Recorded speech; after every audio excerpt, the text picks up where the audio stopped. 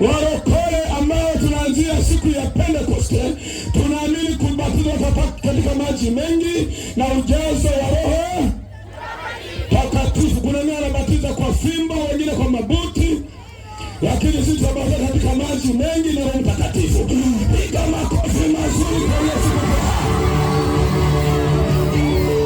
Sema amina. Kwenye umoja wetu hatuungani na wanarurembo. Amina. Wanarurembo sio wana umoja wetu. Sema amina. Urembo ni mbina, sio kazi ya Mungu. Piga Yesu makofi mazuri sana. Piga makofi kwa Yesu. Piga Yesu makofi mazuri sana. Leo sema amen. Wangapi wamenielewa? Jipongeze makofi mazuri sana. Na hapa ulipo upo sehemu sahihi. Sema amina. Wana CBCT ni watu sahihi. Amina. Na Wasabato wana moja wao. Amina. Sisi tuna moja wetu, ni Baraza la Makanisa ya Pentekoste Tanzania, CBCT. Piga Yesu makofi mazuri sana. Piga makofi mazuri sana. Piga Yesu makofi mazuri sana. Sema amina. Sasa fundi mitambo leo nahitaji kufundisha watu. Amina.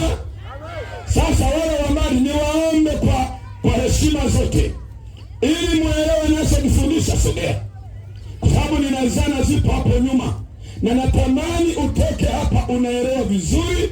Mimi ni mchungaji pia ni mwalimu. Amina. Na watu wakifundishwa vizuri wanafanyaje? Wanaelewa, wanachukua hatua. Amina. Tumehubiri leo, nahitaji nifundishe, baadaye nikuombee baada ya kunielewa. Kwa Yesu makofi mazuri sana. Sogea mama, sogea huku karibu hapa ulipo hapa, ili uone zana vizuri, uone vifaa vizuri napofundisha. Wale wa kwenye miti kule, jamani, kwenye ngumi watu wao wanawahi. Kwa Yesu na wewe wahi. Sema amina. Sogea huku, usiogope. Wewe utasikiliza, ukielewa utachukua maamuzi. Sema amina. Somo langu linasema chanzo cha matatizo ya watu wengi ulimwenguni ni mti. Amina. Chanzo cha matatizo ya watu wengi ulimwenguni ni mti. Amina. Somo linazungumzia mti. Sema nanye mujikari nanye mwelewe. Ni darasa. Baada ya hapo kisha elewa, nitakuombea. Na wachungaji hapo watabandika mkono. Utakombolewa kabisa. Wazee wetu hao tunawaamini wako vizuri, watakuombea na ukishaelewa somo la kini. Tatu, nahitaji wambali wasogee ili tuelimishe vizuri. Chanzo cha matatizo ya watu wengi ulimwenguni ni mti. Amina. Tunasema mti wa asili, natural tree, ule mti wa asili. Chanzo cha matatizo uliyo nayo, chanzo cha bara uliyo nayo, chanzo cha shida uliyo nayo. Usiende mbali kwa kwenye magari, sogea hapa mwe karibu. Nimewaambia tutakuwa na pia na sifa ya moto. Chanzo cha matatizo ya watu wengi duniani ni mti. Haleluya. Wangapi wameelewa maana ya mti? Jipongeze makofi mazuri sana. Naomba mtu mmoja asome Mathayo 7:17 ili tuangalie, je, mtu kwenye Biblia upo au mchungaji huyu ameyatunga mwenyewe? Tuangalie somo hilo vizuri, kwenye Biblia inasemaje juu ya mti. Na nimewaambia kwamba ndiye chanzo cha matatizo ya watu wengi ulimwenguni. Shida unazopitia, matatizo unayopitia, changamoto unazopitia, chanzo chake ni mti. Fundi mitambo, ufanye vizuri, weka vizuri na kuamini, weke bezi, weke hai, boresha, usipunguze, watu wasikie. Naomba mtu mmoja niseme Mathayo 7:17 na 18 na 19. Biblia inasemaje Biblia, mtu wa Mungu? Mathayo sura ya 7 mstari ule wa 17. Maandiko yanasema namna hii. Inasemaje? Vivyo hivyo kila mti mwema, huzaa matunda mazuri, na mti mwovu, huzaa matunda mabaya. Mti mwema mwema hauwezi kuzaa matunda mabaya, hauwezi kuzaa matunda mabaya, wala mti mwovu huzaa matunda mazuri, huzaa matunda mazuri. Kila mti usiozaa matunda, Kila mti usiozaa tunda zuri, rudia tena, kila mti usiozaa tunda zuri, kila mti usiozaa tunda zuri hukatwa ukatupwa motoni, hukatwa na kutupwa motoni. Rudia tena, waelewe vizuri.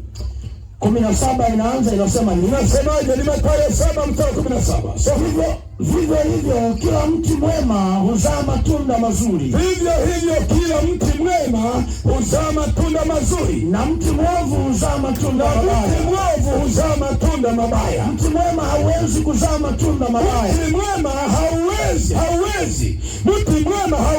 kuzaa matunda mabaya, wala mti mwovu kuzaa matunda mazuri, wala mti mwovu kuzaa matunda mazuri. Kila mti usiozaa tunda zuri hukatwa ukatupwa motoni, hukatwa na kutupwa motoni. Hebu enda tena Luka 6.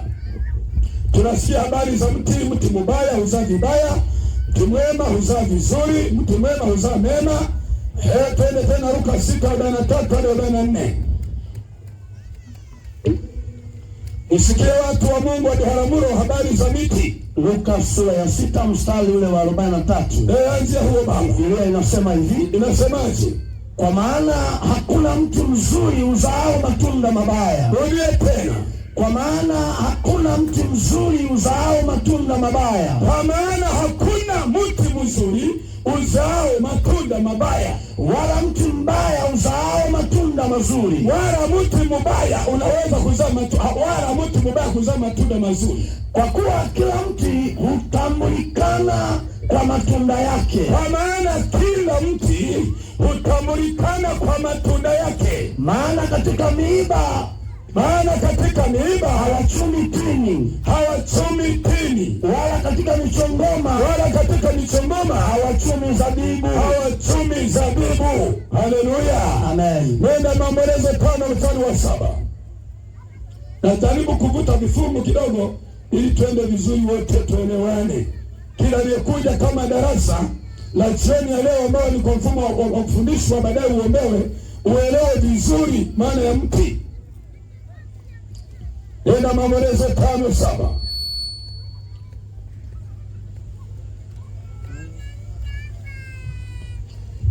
Sura ya 5:7.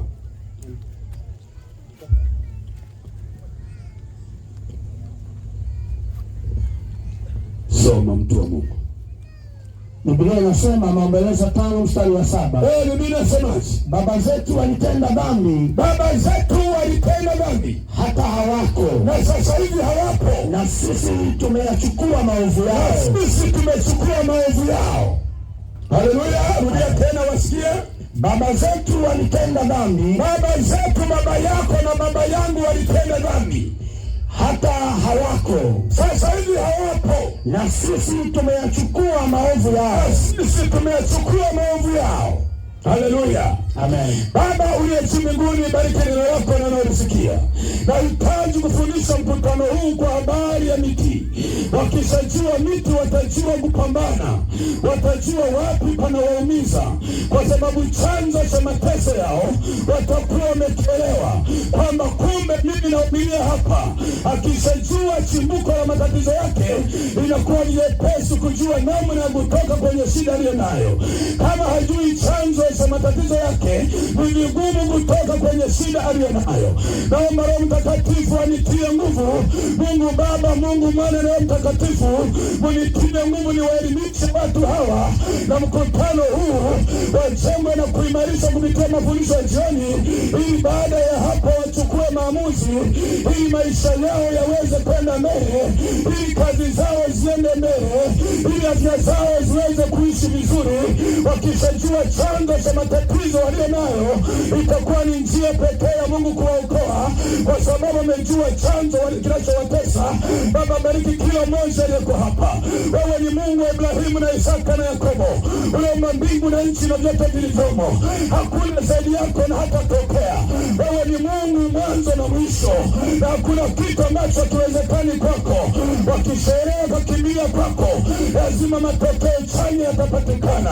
Barikiwa kina baba, barikiwa kina mama, barikiwa vijana wa kike na wa kiume, barikiwa waimbaji, barikiwa wazee, barikiwa maaskofu na watu wote ambao leo nasimama mbele yao ili kuwahubiria habari za miti. Wakishajua miti, Mungu ukahusika kuwakomboa, ukahusika kuwatetea, ili watoke kwenye miti mibovu waingie kwenye maisha mazuri.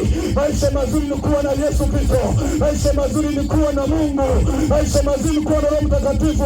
Maisha mazuri ni kufanikiwa hapa duniani mara 100 kisha uzima wa milele. Tawala mkutano huu Baba, tawala watu wote Baba, tawala watoto wote Baba, tawala kila Baba. Simama mwenyewe nikulieko, uliyemeza nyoka za wachawi, enzi za Farao. Wewe tunakutazama kwa kila jambo. Tawala mkutano wetu huu, pokea sifa na heshima, uliyemwamba na ukozo maisha yetu. Sema amen. Pigia Yesu makofi mazuri sana. Haleluya, haleluya. Sasa niwaambie habari za miti. Tumesikia kwamba mti mbaya huzaa vibaya. Amina. Na mti mwema huzaa mema. Amina. Haiwezekani mti mbaya uzae vizuri. Haiwezekani. Haiwezekani mti mbaya uzae mema. Haiwezekani. Na Biblia inasema haiwezekani mtu mzuri uzae vibaya. Kwa hiyo mti mzuri unazaa vizuri, na mti mbaya huzaa vibaya. Na mti mbaya haiwezekani uzae mambo matunda mazuri, na mti mzuri huzaa vizuri. Wangapi wamenelewa vizuri? Haleluya. Kwa Yesu makofi mazuri kama mnanielewa. Sema amina. Mti una sehemu kuu 4. Mti wowote una sehemu kuu 4. Sehemu ya kwanza ya mti ni mizizi. Sehemu ya pili ni shina. Sehemu ya tatu ni matawi. Sehemu ya 4 ni matunda. Wangapi wameelewa hayo? Sehemu ya kwanza ya mti ni mizizi. Sehemu ya pili ni shina. Sehemu ya tatu ni matawi. Sehemu ya 4 ni matunda. Haleluya. Sasa mizizi ni wakina nani? Mizizi ni wahenga. Kule wewe unakotokea wewe, kwenye chimbuko lenu, kule unakotokea wewe, huko ndio mizizi yako. Mimi Adamu nina mizizi ya nyumbani nilikotokea. Nina baba na mama. Chimbuko hadi mimi kusimama hapa, nyuma yangu kuna walionizaa mimi, baba na mama. Na ukimuuliza baba na mama, naye ana wazazi wake. Sasa wale wa chini kabisa wanaitwa wahenga. Wale wa zamani sana ambao wewe hukuwaona, na inawezekana hujawahi kuwaona, wanaitwa wahenga. Kwenye mti ndio mizizi.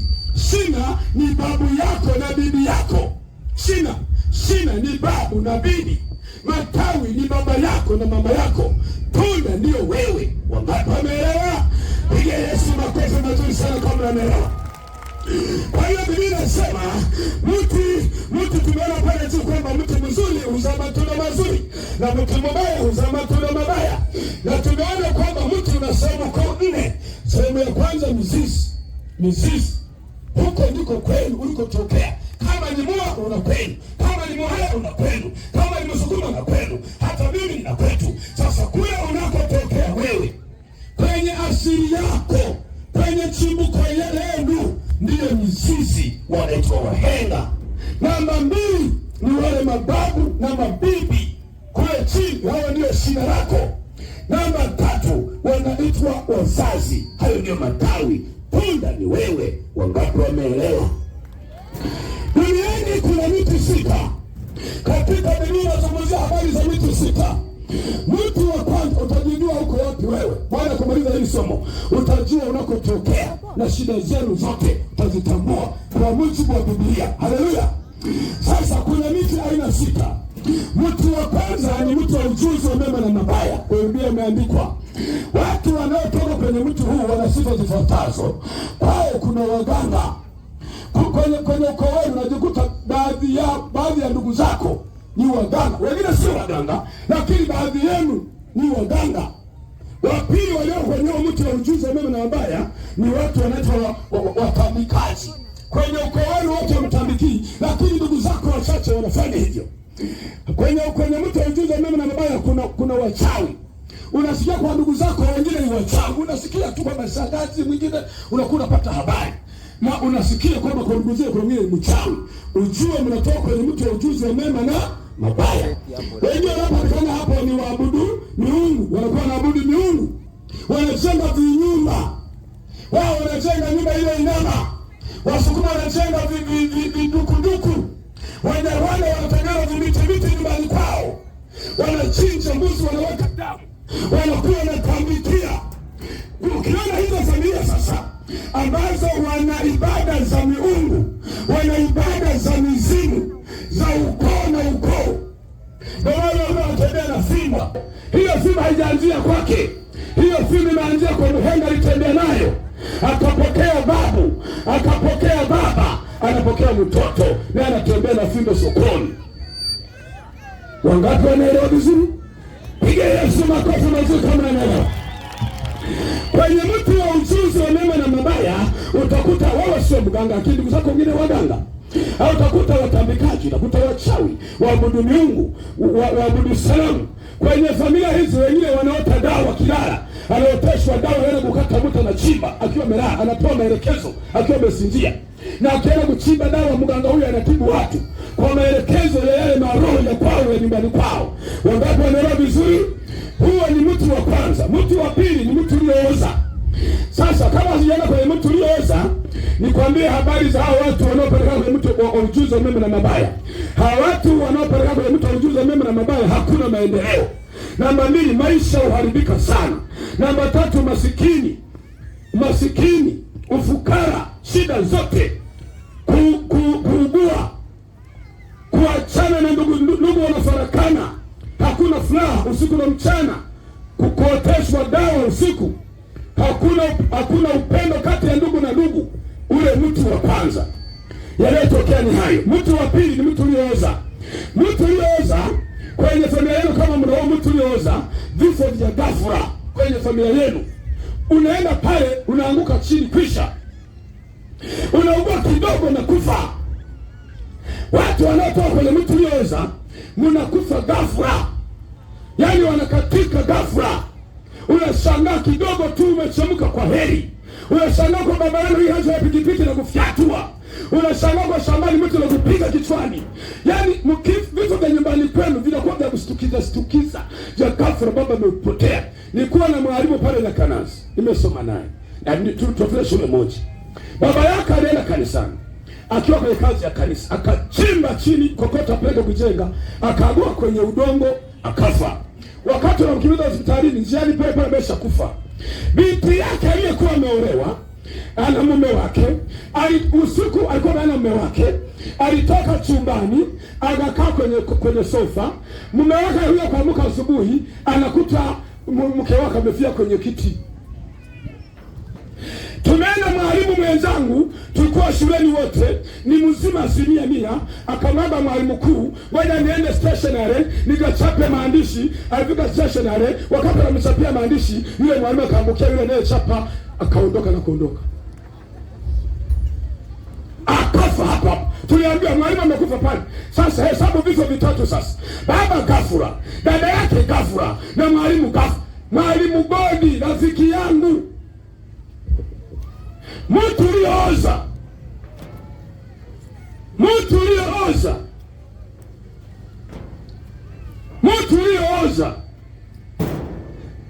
Watu wa kwenye mtu aliyooza, vifo vya ghafla, kuugua kidogo na kufa, watu kuondoka ghafla, magonjwa yanayofanana. Baba kisukari, mtoto kisukari, bibi yaani huyu babu aliondoka na kisukari, muhenga aliondoka na kisukari, na baba alienda na kisukari, na baba alienda na kisukari, na wewe unaenda na kisukari.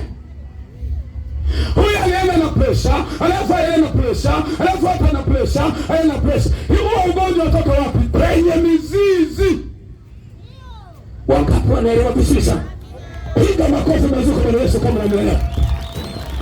Hawa watu kwenye mtu yeye kuomboleza, magonjwa yanayofanana, ndoa kufa, ndoa hazitumu, unaolewa hapo na achika, unaolewa pale unatoka, unaolewa pale unatoka, ndoa hazitulii, umasikini wa kutosha, hakuna mafanikio, maisha yaliyooza, kile unachofanya kinaharibika, mimba za shida, mimba zinaporomoka, mti uliooza. Wangapi wananielewa vizuri? Piga Yesu makofi mazuri sana. Mtu wa pili ni mtu mchungu. Mtu wa tatu, mtu mchungu. Kuchelewa kuolewa au kuoa. Namba 2, kuachika kwenye ndoa. Kuanzia mama aliachika, binti yake anaachika, na watoto wanaachika. Yaani unaenda vizuri, mama unampenda, lakini ghafla mtu umekufa, na mwingine unakufa, unakuta mtu unakufa. Dada zako wote wanaonekana nyumbani. Sio kosa lao. Tatizo liko kwenye mti. Wangapi wanaelewa vizuri? Piga Yesu makofi mazuri sana. Kwa hiyo kuchelewa kuolewa na kuchelewa kuoa, kuachika kwenye ndoa, kuanzia mama hadi watoto, ndoa hazidumu, chuki ndani ya wanandugu, kuchukiwa na watu bila sababu, kupewa tuhuma zozote ambazo hukufanya, kuchukiwa na watu wengi bila sababu, kukataliwa na watu na kutupwa, familia za kuishia pabaya, mimba hakuna kupatikana, unaolewa una kazi kunyingi huzai, au nao hakuna watoto, maisha machungu. Huo ni mti mchungu. Namba 4 ni mti wa miiba. Mti wa miiba huko hivi, kuachika ovyo. Mama baba wanatengana, hakuna kupata furaha. Tabu ni shida siku zote, ndugu kuchukiana na hata kuuana, mikosi na baraa, maisha ya shida, mateso, ndoa hazidumu, masikini, kazi kubwa lakini hakuna mafanikio. Huo ni mti ambao ni mti miiba. Ukifika kwa watu unashangaa umechukiwa. Ukienda kupanga na watu wengi umepanga pamoja, unashangaa wanakuinukia, wanasema huyu ni mkorofi, kumbe hauna ukorofi, ni ule mtu unapandisha sumu. Wangapi wanaelewa vizuri? Mti wa 5 ni mti wa haradali. Watu wanapoelewa mti wa haradali wanaanza kidogo, baadaye wanaendelea kwa maisha yao. Mti wa haradali unaanza biashara kidogo, lakini baadaye mnaendelea. Watu wa kwenye familia wanasaidiana, watu wa mti huu wanasapotiana, wanapatikana kwenye mti wa haradali. Mti wa 6 ni mti wa uzima. Mti wa uzima ndio mti bora ambao Yesu alisema, Yesu ni mti, anasema Yesu ni mti, sisi ni matawi. Yesu ni mzabibu, sisi ni matawi. Mnanielewa watu wa Mungu? Mti wa uzima ndio mpango wa Mungu, kila mtu aliye pale. Maana yake uchomolewe kwenu, ubandikizwe kwenye mti wa uzima. Yesu anakuwa kule chini kwa Yesu, kule kwa Yesu kuna Mungu kule kwenye mizizi.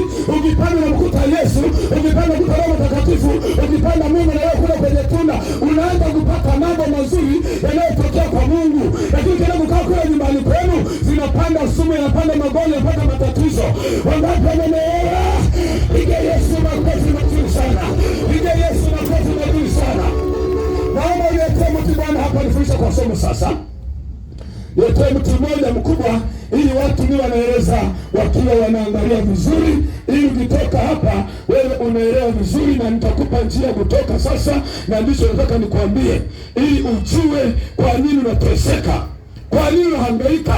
Hata kama unasali, kama hujashughulikia unahenya tu. Sogeza hapo. Wake up. Husi mti. Hivi huku juu pategemea wale wanaona kweli. Yeye unaona huko. Hivi kwenye huu mti sehemu ya muhimu ni ipi ya kwanza kabisa? Mizizi. Hawa ndio wahenga sasa. Huko ndiko kwenu. Baba yangu alizaliwa na mganga, akaokoka, ila ametoka kwa mganga. Baba alipookoka, yule mganga akamfukuza, toka kwa msikai, umeniasi.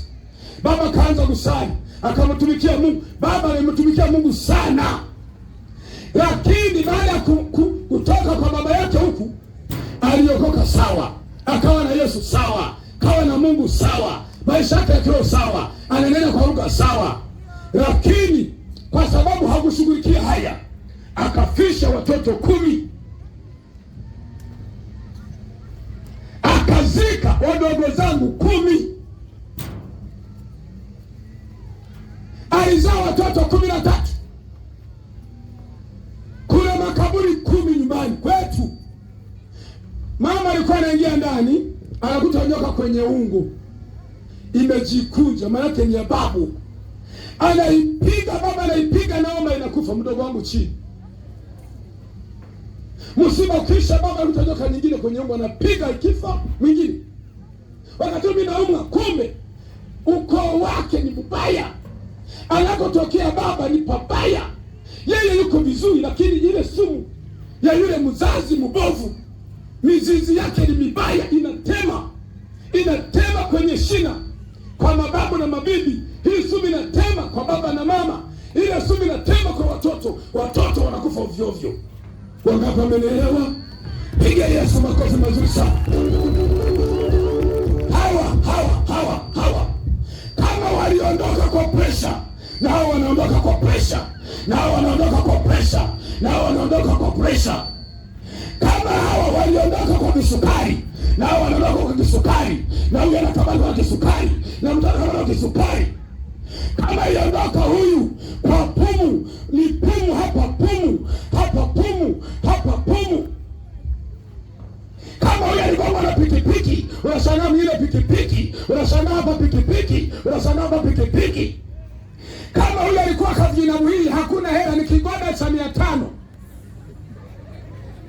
nyumba ya duku, nyumba haina maendeleo. Hao walikuwa masikini, wanamiliki kigoda familia nzima, hakuna kachogoo, na hapa ni hakuna chogoo, na hapa hakuna chogoo, na hapa hakuna kafira. Huyu anakuwa zaidi suruali zinavuta upepo. Wakapara neno hata mama. Piga makofi kwa Yesu kwa mwenyewe. Niseme nisiseme. Wewe unafuruku tunalima, yanapandisha sumu. Mama hapa aliachika, bibi yako mwenga aliacha mti, ndoa ilikufa hapa, na hawa ndoa inakufa, na hawa ndoa inakufa, na hawa ndoa inakufa. Wewe ni mzuri kabisa, huna shida yote, lakini mtu wa nyumbani, mtu wa uko.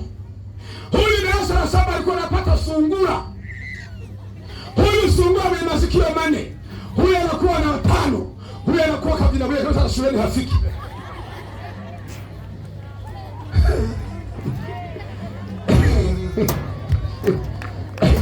Niseme nisiseme.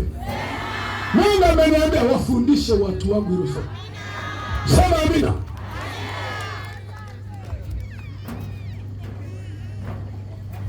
Hakuna ajira, hakuna ajira, hakuna ajira, hakuna ajira. Duka lilikufa, huyu linakufa, na huyu linakufa, na huyu linakufa. Huyu anafyatua walemavu, na huyu anashangaa mlemavu, na huyu anashangaa mlemavu, na huyu anafyatua mdomo umeenda pembeni zaidi. Hapa doro namba 2, doro namba 3, doro namba 4. Haya ngozi ya mnyama, hapa ngozi ya wanyama, hapa hadi furukute, na unapata maendeleo kwa shida. Unasema amekuroga. Hapana, kweli kuna maadui wa nje. Leo nataka nikuelezea habari za mizimu na madhara yake, kwamba hawa ndio mizimu. Nasikia mizimu ni mashetani yanavaa sura za wazazi ili wajue ni wazazi wao, kumbe ni mashetani ya kuzimu. Mtu akifa huwa anaenda mazima, roho yake inaenda kwa Mungu, lakini yenyewe anawajua, anavaa sura ya baba yako, anakuambia kwa mganga. Sasa haya ndio waliabudu zamani, yanaleta matatizo makubwa kwenye maisha ya watu, ndoa zinakufa. Unaona huko mjini, unakuta mama amepanga, binti moja amepanga, aliolewa vikashindikana, akaongea vikashindikana. Ukimuuliza shida yako ni nini, akasema na mama yuko peke yake. Na mdogo wako mwingine, dada yako mkubwa, na dada yangu mkubwa naye alitoka, na mwingine naye alitoka. Sasa unagundua kumbe yeye sio shida yake. Maya niwaambie, ili mtoto azaliwe, lazima wapo baba na mama. Sasa wasomi kisayansi tu, niwapeni kisayansi tu, wanasema ili mtoto azaliwe, baba kama baba, ili afyatue mtoto, lazima ofisi kuu ya baba ichangia 22%. Ofisi kuu ya mzee, mwili mzima 1%. Mama naye ofisi kuu 22%.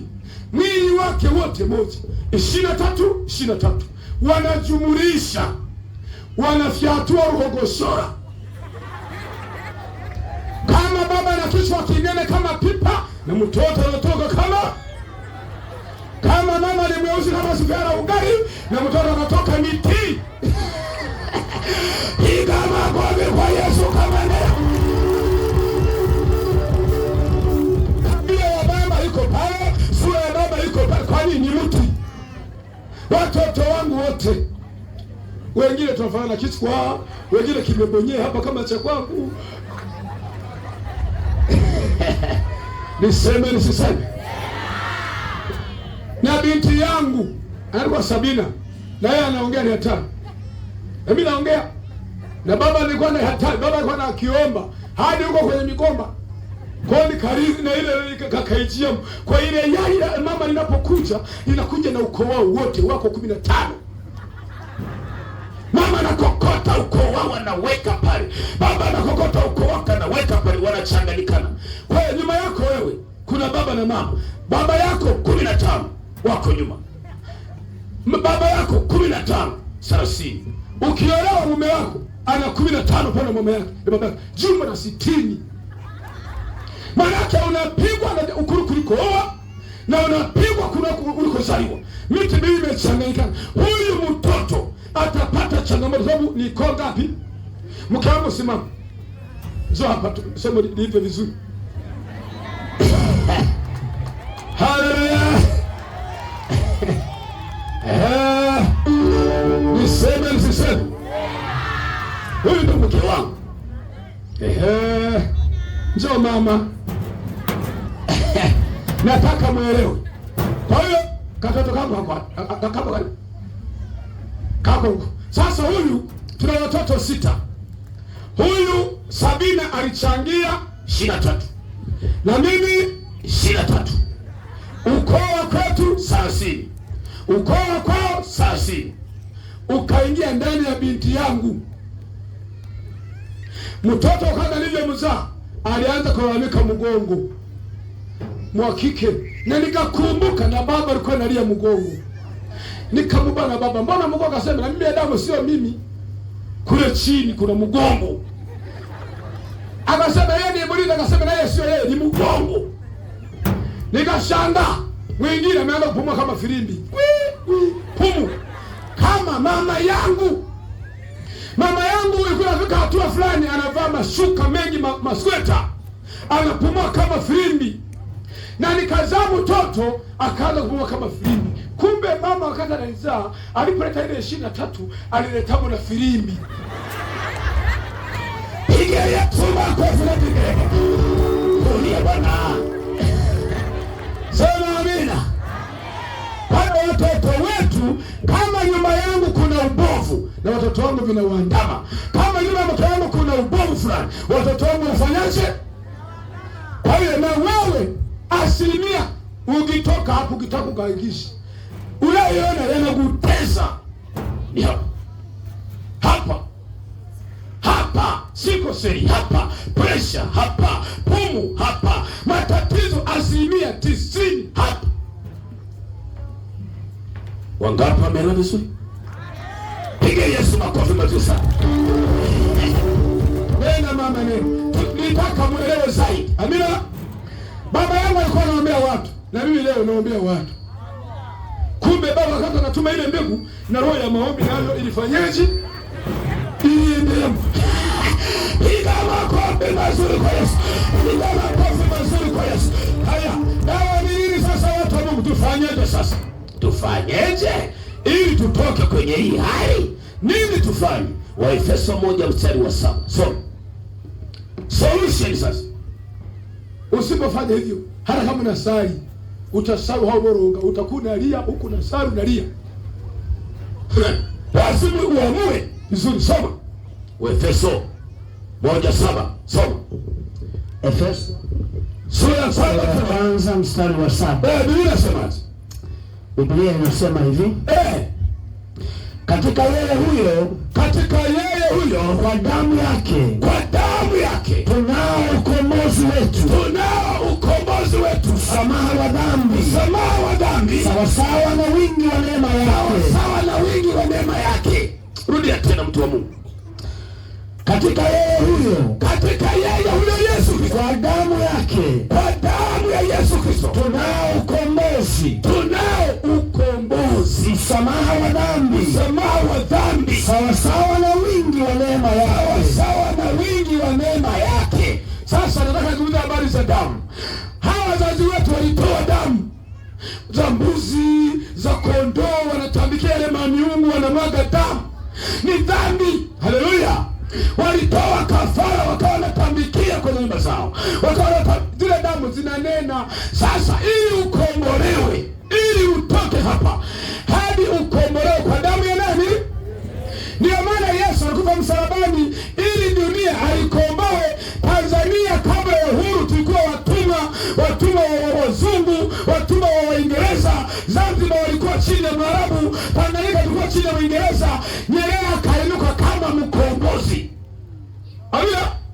Akapigana na wazungu na wakoloni, akatutoa kwenye manyanyaso, kwenye mateso, akatuweka tukawa huru, tukaanza kusoma, tukaanza kwenda shule. Kabla hajainuka yule shujaa, tulikuwa ni watumwa wa nani?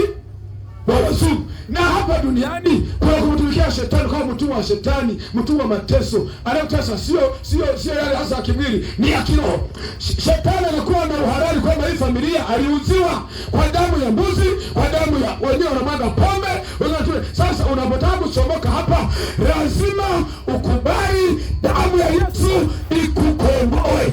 Piga Yesu makofi mazuri sana. Piga Yesu makofi mazuri sana. Piga Yesu makofi mazuri sana. Piga Yesu makofi mazuri sana. Damu ya Yesu Kristo iliyomwagika msalabani. Ndio maana Yesu alikufa pale ili mwagike. Ndio maana hata watu, unasikia watu waganga wanachinjaga sana, wanamwaga damu za mbuzi ili mambo yao yakae kwenye damu. Kuna familia nyingine kila mwezi wanachinja, wanamwaga damu kwenye miti, wanamwaga kwenye miti, wanaweka na pombe, wanaweka na mnanasi, wanaweka na vitu kadhaa pale. Hizo ndio damu. Sasa Yesu alikuja kuondoa hawa jamaa, atutoa. Hasa mtaka kupona, Yesu anakuomboa sasa. Anakutoa kwenye ulimwengu wa nyumbani kwenu, anakukata sasa. Akikupenda Yesu, ukikubali kuokoka na kuacha dhambi, Yesu anachokifanya, anakuja nyumbani kwenu, kwenye ukoo wenu, anakukata, anakutoa kata, anakuchomoa kwenu. Kwa sababu ukisema hangaika na mtu mzima, bado wewe kuomba ni shida, kufunga uwezi. Sasa bado una nguvu ndogo za kiroho. Ukisema ngoja ndugu zako wakombolewe, hadi ung'oe wote. Sasa gharama ya kung'oa mtu wote ni kubwa sana. Sasa Yesu kwa huruma, kisha tubu, kaacha dhambi, anakuja na kunyofoa kwenye mti wa nyumbani, anakutoa, anakupandikiza kwenye mti wa uzima. Maisha yako yanabadilika. Piga Yesu makofi mazuri sana. Piga Yesu makofi mazuri sana. Piga Yesu makofi mazuri sana. Yesu anakuondoa kwenu. Yesu anaondoa kunakotokea, anakutoa, anakukata, anakupandikiza kwenye mti mzuri wa uzima. Mti ambao sasa utaanza kupata matunda mazuri. Kule chini kwenye ukoo wa Yesu hakuna matatizo, yanapanda baraka, uzima, mafanikio, baraka, ushindi, vinatoka kule chini. Sasa ukienda kukaa pale nyumbani kwenu, ni kulia hadi kufa. Wangapi wamenelewa vizuri? Piga makofi kwa Bwana Yesu Kristo. Piga Yesu makofi mazuri. Piga Yesu makofi mazuri. Hii ndio maana nitaka niwaeleze kwamba mateso mengi yako hapa. Sasa ni jukumu lako uchukue kitu gani kinakunyanyasa, uchukue hatua sasa ya kuokoka vizuri. Na unatoa kanisani. Hawa wazazi wetu hawa walikuwa toka kwa mashetani, waliwapa majini vikumi, walitoka kwa mashetani, walitoa hadi watoto. Sasa ukiokoka, unapotoa kwa mfano kanisani, umepeleka, unafuga mbuzi, wewe mfugaji, unapeleka kibuti kanisani, wewe mchungaji, babu yangu mimi alikuwa toka kwa mashetani, mimi nimeokoka, natoa madhabahuni kwa Bwana. Sasa napinga yale mambo yote nyumbani yasiniandame. Mchungaji ana mamlaka sasa, huyu si mtumishi wa Mungu. Yule baba yako alikuwa anaabudu mashetani, wale fikira nasari. Ndio maana kuna mtu mwingine pale Nyakanazi alikuwa na kigoro cha miguu mitatu. Alipotaka kufa, akaita watoto wake, anakaa kule Kizota, akasema, wanangu, hii kigoda mkitunze na kinu mkitunze, alikuwa anakaa nyuma kamsonge hivi, anaingia anakaa anaongea mle, anatoa na mbuzi na anatoa vitu pale. Sasa alipotaka kufa akaita familia yake, akasema wanangu njoo. Hii akakaa nyuma, mkaendeleze. Mimi nimeongea na wazee. Wakamuuliza wazee wako wapi? Akasema nyinyi hamwezi kuwaona, wamo humu. Wapo, mimi wananielewa. Sasa ni hivi, wewe watoto, wewe mnakuja hapa mnatoa mbuzi, mnatoa pombe, mnatambikia kama ndio kwa unafanya. Wakasema baba, haya ni ya kwako. Hatuwezi kuendeleza huo ujinga wa namna hiyo. Sisi tu na walikuwa wasani. Wakavipinga. Yule mzee baadaye alikufa. Alipokufa yule mzee, wale vijana wake wakakamata kile kiti, wakakipasua kuni. Na kile kiti wakakipasua, wakakichoma moto. Walipokichoma moto, kijana mmoja usiku hakulala, aliona nyoka inatoka kitandani kwake inapanda juu ya nyumba, ikapiga radi kubwa. Baadaye akawa amechanganyikiwa. Alipotoka nje akakuta miti imemzunguka. Siku ya kwanza hajatoka, siku ya pili hajatoka, ndani akitoka nakuta ngome. Alitaka kutoka nakuta ngome. Ikabidi amwambie mke wake, tafuta kuniombea.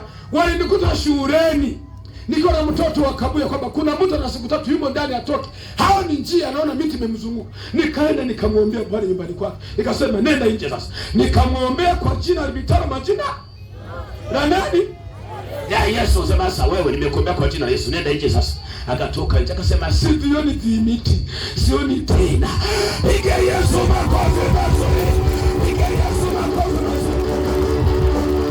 Mdogo wake akakimbia akasema mimi nakuondoa hamuna. Akakimbia. Tunavyoongea leo anatembea na mawe mfukoni, alishakuwa kichaa. Yuko Nyakanazi pai. Hayo kutoka sasa hivi na kuonyesha huyo. Aligoma kuomba na ana hasari yakarukia kwake yakamupiga ya nyumbani. Akaniambia siku moja walipeleka maparachichi shambani. Alikuwa na maparachichi 4 akafunga kwenye basikeli anaenda shambani. Lakini yaligeuka yakawa kama amebeba wa baba 10. Hada anashika nyuma kwenye steering. Maparachichi 4 yameafunga kwenye kiti. Yamekuwa kama amebeba mawe. Nikasema kwa sema mchungaji kweli kabisa. Ni majamaa amekaa ila hayaonekani. Ni mapepo. Haleluya. Ndugu zangu, kwa damu ya Yesu, kwa damu ya Yesu, kwa damu ya Yesu tunakombolewa. Tukiacha dhambi zote. Haleluya. Haleluya.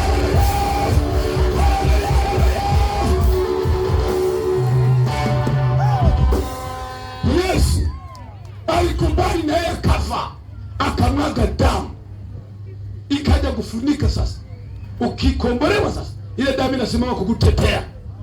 Ndugu zako waliokataa wanabaki wanahenya, wewe unapasua. Unapasua kwenye ndoo. Sasa huyo amefanyaje? Uko ndani ya damu ya nani? Ya Yesu Kristo. Piga Yesu makofi mazuri. Piga Yesu makofi mazuri.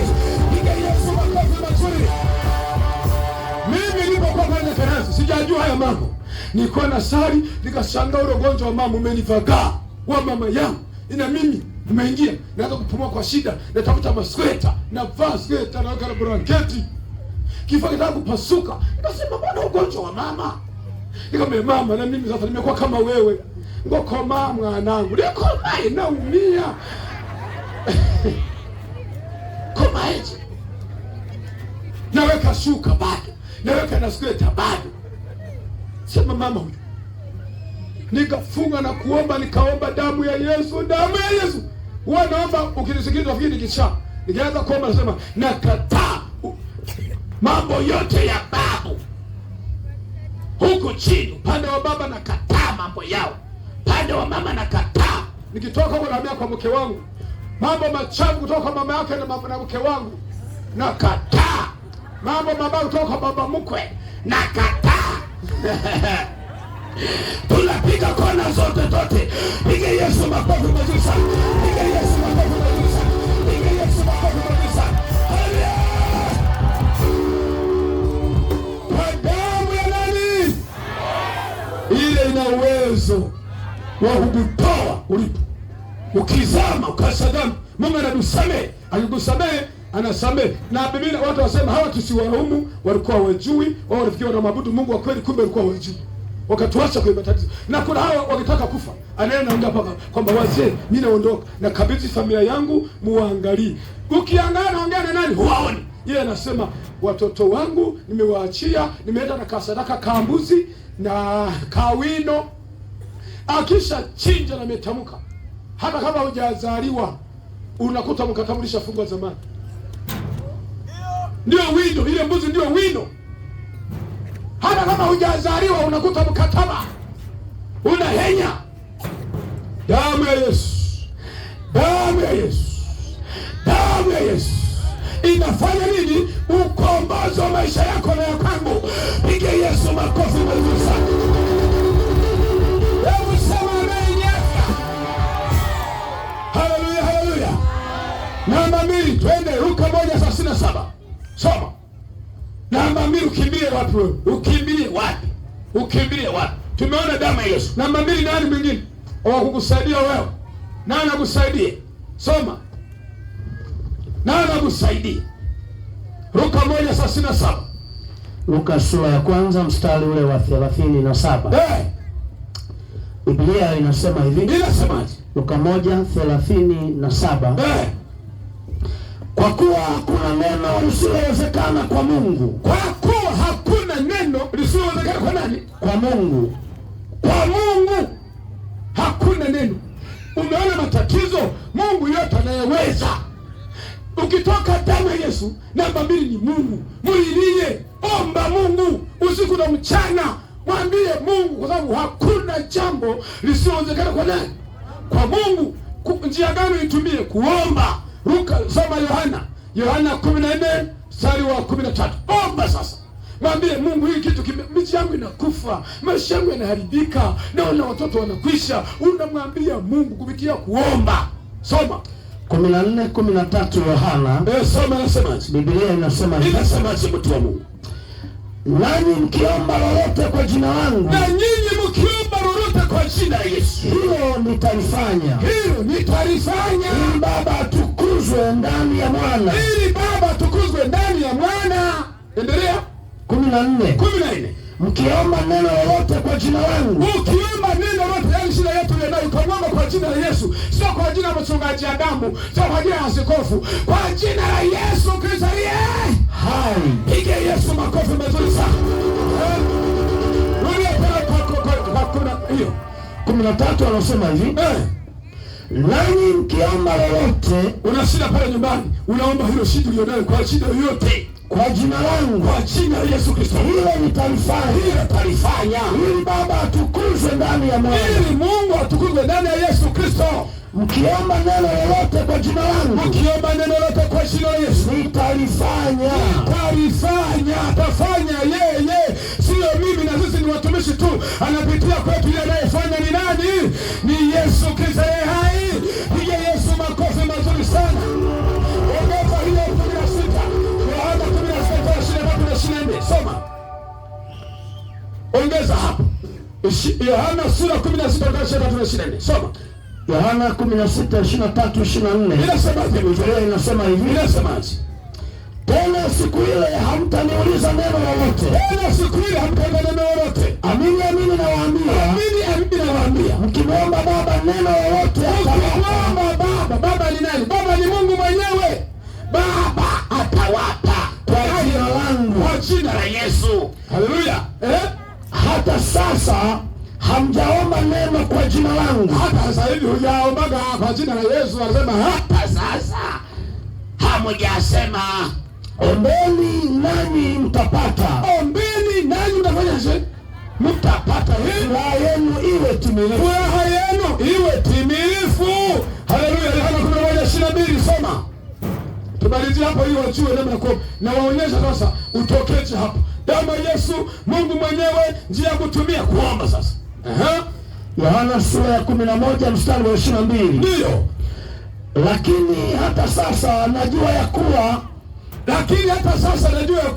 yoyote utakayoyaomba Mungu atakupa. Mungu atakupa. Haleluya. Piga Yesu makofi mazuri sana. Yoyote utakayoomba Mungu atafanyaje? Atakupa. Atakupa. saa 7 usiku, muda mzuri wa kuomba ni usiku. Shetani anafanya kazi sana usiku kuliko mchana. Ukiweza kuamka saa 6 dakika moja, ndio muda wa wachawi wanaanza kuruka. Saa 6 na dakika hii ukapiga hadi saa 12, utaona miezi mitatu, utaona unaanza kuharisha. Wengine wanatoka saa ngapi? Saa 8 ndio wanaanza saa 8. Utasikia unga mjini saa 8. Na wakati huo ndio usingizi umenoka sasa. Ukitaka kunyanyuka miguu inapata baridi. Ndio wanapita na majagi sasa. Vyakula, nyama za watu wanakulisha. Unakula na watu unakula. Unakula. Ukiwa unakula nyama za watu, unasikia madonda ya tumbo, magonjwa ya tumbo. Wanakulisha kiroho. Usiku. Sasa hivi wachawi wako sokoni wanauza samaki. Wanafanya biashara. Saa 8, saa 6 wanaanza kuenda kwenye vikao sasa. Ni wanaenda Ndungam. Kitiko Chembogo. Niseme. Na wengine wako hapa wananisikia. Wewe mchawi mwenye macho kama pilipili. Piga Yesu makofi mazuri sana. Sasa kidaso duponzo usingizi. Amka usiku amka, jitese. Omba, piga miezi mitatu. Nasema Mungu niondolee shida. Imenilemea saa 8 umo. Yaani unajitoa. Lala chini kwenye simenti. Usiombee kitandani kuna godoro. Ngo Yesu. Huku kuna godoro na 6 kwa 6. Hata Yesu hawezi kuja. Naombaje kitaalamu namna hiyo? Yeye ombea milimani, wewe ombea kwenye 6 kwa 6. Haiwezekani. Toka lala chini. Una uchungu na umiza na yeye anakutesa. Wala mwambie mke wangu, natoka nje mimi kwenye kokoto, nala kule nje. Nyumba naacha. Suka huyo. Naacha natenda nje. Kwa msingi kule nje ili Mungu naye nimchanganya kumchanganya. Na garagana kwenye vimawe. Mungu hivi huoni naumia mimi? Ufanye haraka. Ukilia kwani Hana alipata kwa mshaka. Aliomba hadi midomo ikafanyaje? Ikatetemeka ndo kapata mtoto. Maombi serious. Sasa washika wengi mmekoma ngani ombe. Ni bebe, akubebe na yeye kwake amemzidia. Ombe. Ndio maana unaona kwenye maji kwa mamposa ngoni mwaje tu maji. Hakuna kitu. Amina. Jitowe muhanga kwa nani? Ujitowe huo mwombaji, jitowe. Yesu alisema omba lolote kwa mdomo wako, changanya na machozi, garagara sebuleni, acha jitanda, koma kumlipa Mungu, ataonekana kwako. Piga Yesu makofi mazuri, piga Yesu makofi mazuri, piga Yesu makofi mazuri, piga Yesu makofi mazuri. Omba. Mathayo 7:7, ombeni nanyi mtapewa, bisheni nanyi mtafunguliwa, wengi mkiomba napata. Jamaa moja Biblia inasema hivi, mtu alipata wageni. Mungu yuko hivi, yombe siri ya Mungu. Kuna Yesu atoa mfano, anasema kuna baba alipata wageni, akawa hana chakula ndani. Ile akajua jirani yake navyo, akaenda kwa kusema jirani, akagonga na kidole. Jirani, amka nimepata wageni, nipe chakula. Yule jamaa akamjibu kwamba usinisumbue, nimelala na familia yangu, usiletee shida. Jamaa alifanyaje? Kwani alizika? Akaongeza kugonga mlango. Wewe jirani, mkate, leta mkate. Akasema nimekueleza. Wewe sasa kuamka niache usingizi nije kupe. Alivyokataa jamaa akatafuta rungu zito zaidi. Mkate leta. Akasema unanisumbua bana. Utalala. Hadi nipata nini? Mkate. Akapiga mlango kidogo pasuka. Sasa mke wangu, tumupe tu, hatutasinzia. Tumupe aende ili tulale. Ila mababu kwa Yesu.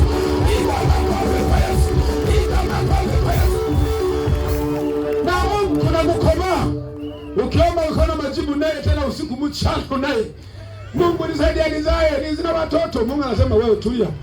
anageuka unaye. Mungu watoto, Mungu usiku naye anasema hapana, hii kelele ni kali sana. Malaika teremka mumupe nipate amani. Piga makofi kwa Yesu. Piga makofi kwa Yesu. Piga makofi kwa Yesu. Omba kwa bidii. Omba kwa bidii. Omba kwa bidii utapata. Lazima upate. Haleluya. Hana mtu na mudai ukaenda mara moja uje Jumamosi. Jumamosi umeshafika saa 12. Kwambia uje Jumamosi ijayo. Jumamosi umeshafika tena ijayo. Anakuta mlangoni. Sema ulisema nije leo. Sema nimekuja Jumamosi nyingine. Uipo tena pale asubuhi. Mimi nasema huyu jamaa acha nimlipe tu tumalizane. Haleluya. Ukionyesha juhudi umepata. Mungu anasema omba kwa bidii, usikate tamaa. Kesho ukiomba hadi upokee majibu yako. Piga Yesu makofi mazuri. Wanapoelewa. Kama tajiri yako njoo hapa tukuombee. Sisi tunaanza leo kukuwekea msingi. Tunakuombea. Wengine kuondoka hapa. Yatakimbia hapa. Ninao wachungaji watakugusa. Wengine mnakombolewa leo. Usipokombolewa leo, kesho endelea na wewe kijako kule nyumbani pigana. Amina. Njoni hapa mbele wote. Njoo tupige kwa pamoja tupate ukombozi. Tukombolewe leo, tunawaombea. Wengine mkombolewe leo. Na wengine kuendelea nyumbani kwako kupambana. Wengine mtafunguliwa leo. Haleluya. Wachungaji, hii ni shida ambayo sasa watu wetu. Na sisi tumwambie Mungu awaokoe. Na wao watakuwa wanaendelea kutoka nyumbani, lakini wengine wanafunguliwa leo. Kwa jina la nani? Yesu Kristo. Leo. Na kuhakikishia wengine hapa. Mnatoka na ukombozi. Lazima mpokee. Hata kama nasali njoo, ndugu yangu wewe kujua.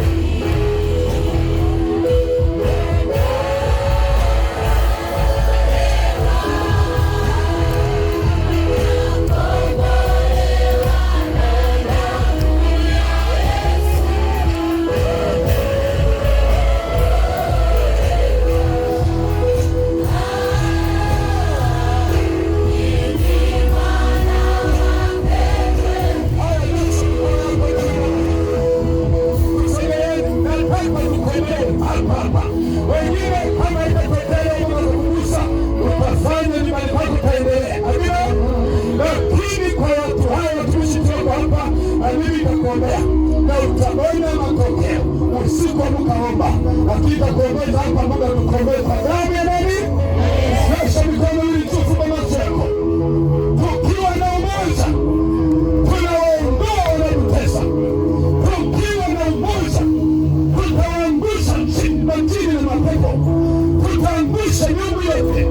Tukiwa na umoja katika Kristo tutashinda vita vinavyotusumbua, tutavuka vikwazo vyote. Nyanyua mikono juu kabisa, nyosha kama Musa. Musa alinyosha hadi Haruni naye akamtegemeza.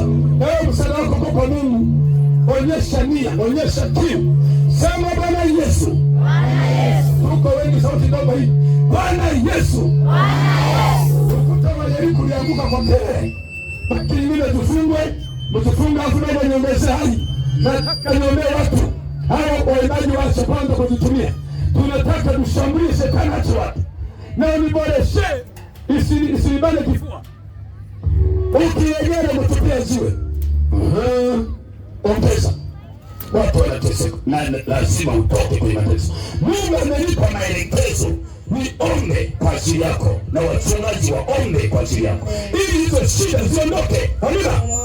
Nyosha mikono juu. Sema Bwana Yesu. Nimesikia neno lako. Nimesikia neno lako.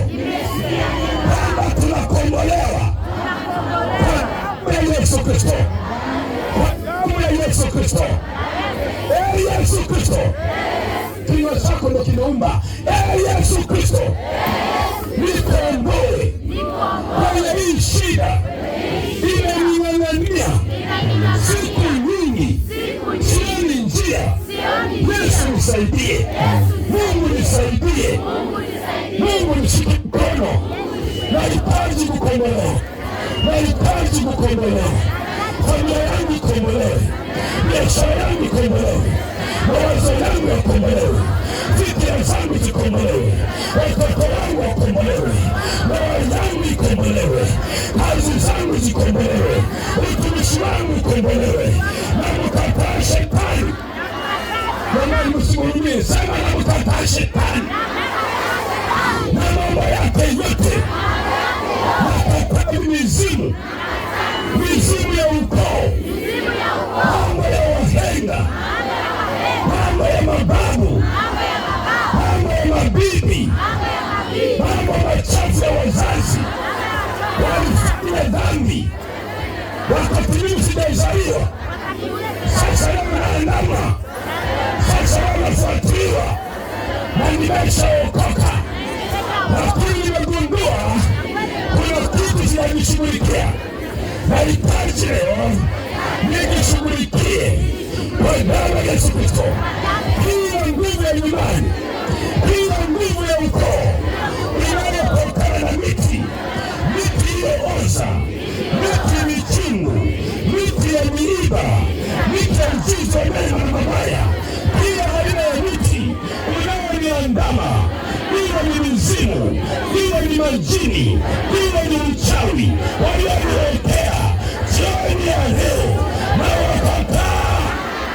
Ongea sauti, na wakataa kwa jina la Yesu Kristo, kwa damu ya Yesu Kristo, na wakataa miungu yote, sanamu zote, mashetani yote. Naenda kwa Yesu Kristo, naenda kwa Yesu Kristo kuanzia leo. Yesu Kristo, unipata kule nyumbani, unipandikize kwenye mti wa uzima, ili maisha yangu yatokane na Mungu, ili maisha yangu yawe kwa chemichemi nzuri.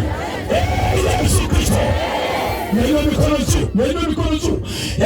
Yesu Kristo, kila tatizo la kiukoo aliyotengeneza shetani kupitia wahenga, kupitia babu na bibi, kupitia wazazi wangu, kutoka nyumbani.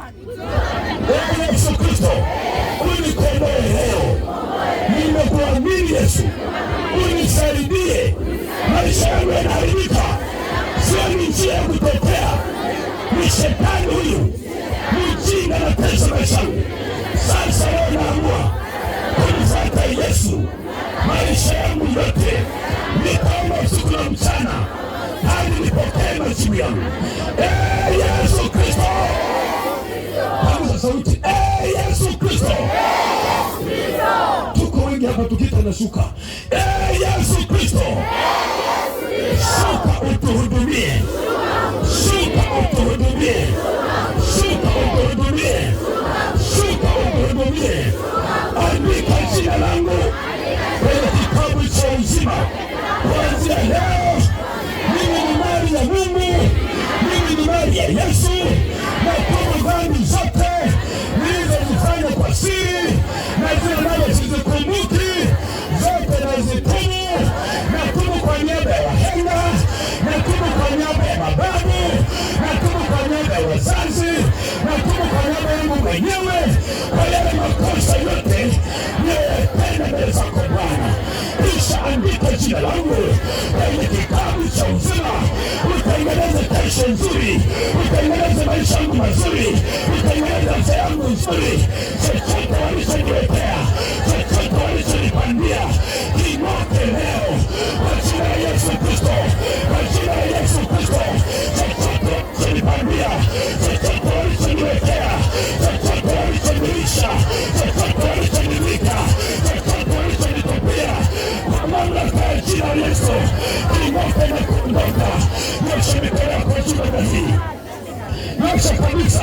Nyosha kabisa, tushirikiane. Yesu Kristo, nakuomba Mungu, watu hao wana mahitaji, kila mmoja na hitaji lake. Hatuwezi kwenda kwa waganga sisi. Hatuwezi kwenda kwa waganga sisi, hapana. Tunaleta shida zetu kwako. Tunaleta kilio chetu kwako. Tunaleta changamoto zetu kwako. Mungu wa mbinguni, teremsha malaika, teremsha masarafu na matawi, ushughulikie